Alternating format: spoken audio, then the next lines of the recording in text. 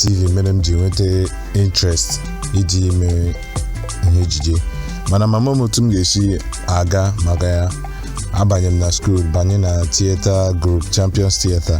Mgbe ọbụla m mere ihe ejije, ndị mmadụ ga-asị wow, ịmakwa ka esi eme ejije, ejije na ị na-eme ya professionally ị ga-eme ya professionally.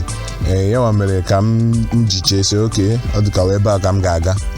O nwere ihe ndị a mere na school mgbe ahụ m mere picture, m sere picture. So ọtụtụ ndị mmadụ si na ụfọdụ foto ndị ahụ bụ nke otu onye enyi m nwoke gwara m na ewere audition, o sendịrị picture.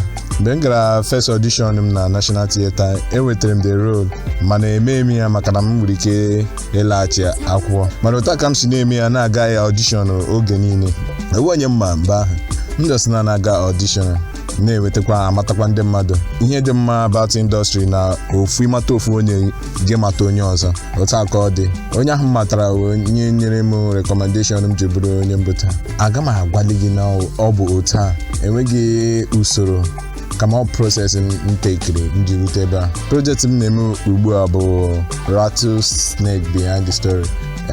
Emere m karakta nwa afọ Naijiria wuo onye ike agwụla gbasara ihe na-emegasị n'obodo Naijiria, iwereze na-emezi ihe n'ikike nke aka ya, ịchọ ibe ndị ya ọchị ịma ma ọ dị nke ọjọọ. Ọ wụ ihe ejije dị mma. Ọ so na otu n'ime best film ndị m shooturula. M kelere Chineke na ahụkwara m ya n'anya.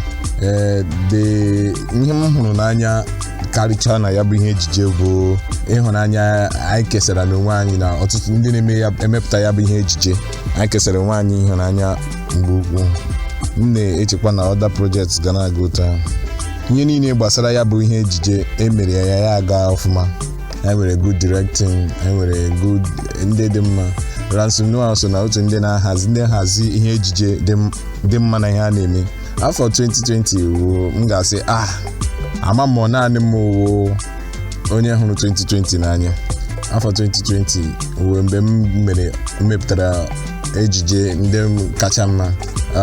Rattlesnake, Emela, The Prophetess, ha niile nye ọtụtụ ihe ejije bụ ndị wee gba bụ ndị m so mepụta n'afọ 2020 a. Ilekwa ya anya, brand anyị agbagole n'ahịa a na-eme, anyị soro n'ahịa a na-eme.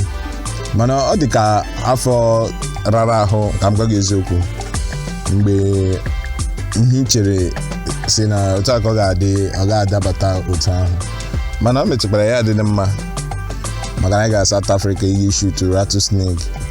Anyị gara ọtụtụ ebe dị iche iche. Aga m asị gị na karịa m ga-adị complete ma mkpọ afọ 2020. The things m mere ime adapt na 2020 m na-akwụ aka m oge niile. Enwere m face mask mana akpa m mana ụgbọala in case ọ bụ na ebe m neediri ya. You will miss a flight gị ma inwe face mask. Just because you wear face mask, you can miss a flight. You miss a flight because you wear face mask. N'afọ bụ afọ onye ọbụla ga-adị conscious about ahụike. Gidiri conscious about hygiene. Generally, ihe dị oke mkpa. Career lesson. Ile anya ịrụ ọrụ ọfụma, ị ga-eri the good results. Gịnị mere njikwa ihe a na-ewepụta m ohere iji hụ na m deliver my character on Rattlesnake. And ị na-ele ya na-anụkwa ihe ndị mmadụ na-ekwu na-agbasara ya bụ ihe ejije na-eme m ka mara na ịgbanye ụgbakwuo mbọ enwere ike bụrụ onye ndị mmadụ kacha ele. Ebe ndị mmadụ na-ahụ ọrụ ị na-arụ ọ na-aga ọfụma. Ọrụ ọbụla itinyere ndị mmadụ ga-ahụ ya, hụkwa ya n'anya. Emela underestimate ịdị njikere na ihe ọbụla. Preparation dị very very important na ihe ọbụla. Life lesson n'afọ 2020. God over everything. Ihe niile ndị ọzọ nwere ike ịda gị ma Chineke adịghị ada. God never fails. 2020 ewe afọ bụ ọrịa chọrọ igbuchi ndị mmadụ, ma ndị mmadụ na-agba gburugburu, agbaraga n'elu, agbaraga n'ala. Ya onye ọbụla na-eche eleghị ga-eme m ga-aga enwu, mana otu ihe gara ọfụma ebe na ejidere Chineke jichie ya ike. Hi guys, aha m Sam Nze, onye na-eme ihe ejije. Ihe a bụ akụkọ ihe m mụtara na 2020 my 2020 lessons.